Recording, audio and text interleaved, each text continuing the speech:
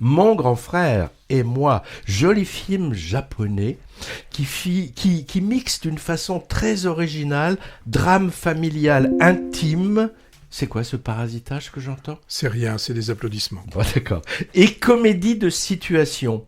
Mon grand frère et moi, c'est le titre en fait d'un livre qu'on voit en train de s'écrire pendant tout le récit par Riko. Riko, c'est une écrivaine apparemment assez reconnue, mariée, 2 enfants ados, montrée au début comme un personnage pas très chaleureux, hein. Et elle reçoit un soir un coup de fil lui apprenant le décès de son frère oublié depuis des années, retrouvé mort chez lui par son jeune fils. Oh, dis donc, beaucoup d'applaudissements, hein. Alors, comme elle est la seule famille de ce frère, on lui demande de venir chercher le corps et de pratiquer à l'inhumation. Alors, des souvenirs vont remonter à la surface, pas tous forcément heureux, sur cet aîné avec qui les ponts étaient coupés. Elle va se rendre à des centaines de kilomètres de chez elle, voir le corps du défunt, explorer sa maison et rencontrer son ex et les 2 enfants maintenant orphelins de père, avec qui une complicité va petit à petit se nouer dans le deuil partagé.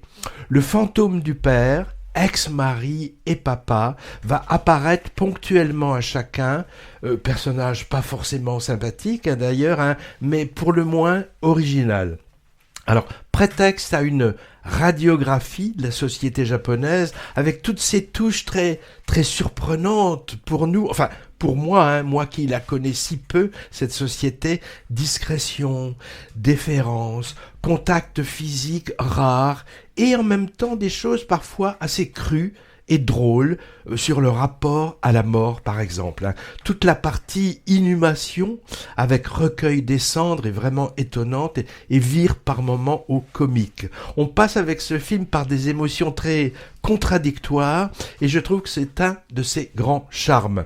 J'ai trouvé ça globalement très beau, hein, avec les enfants et l'ex de plus en plus émouvants à mesure que l'histoire avance, et on y voit aussi cette sœur s'humaniser petit à petit, redécouvrant un frère peut-être finalement pas si éloigné que ça d'elle. Le titre japonais original, on pourrait le traduire par « Je ne te connais pas ». Mise en scène discrète, plan épuré, donnant toute sa place à chacun des personnages, seule fantaisie formelle tout au long du récit, affichage à l'écran, parfois à des endroits improbables, hein, de courts textes qui sont en fait des notes écrites de notre modeste héroïne écrivaine.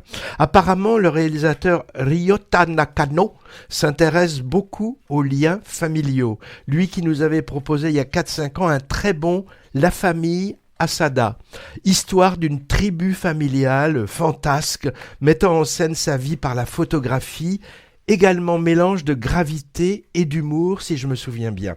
Voilà, mon grand frère et moi, belle chronique familiale teintée de mélancolie qui pose les questions du regret, de la culpabilité, du pardon, sans pathos et avec de l'humour en prime. Finalement, c'est un feel-good movie plutôt atypique et que je conseille.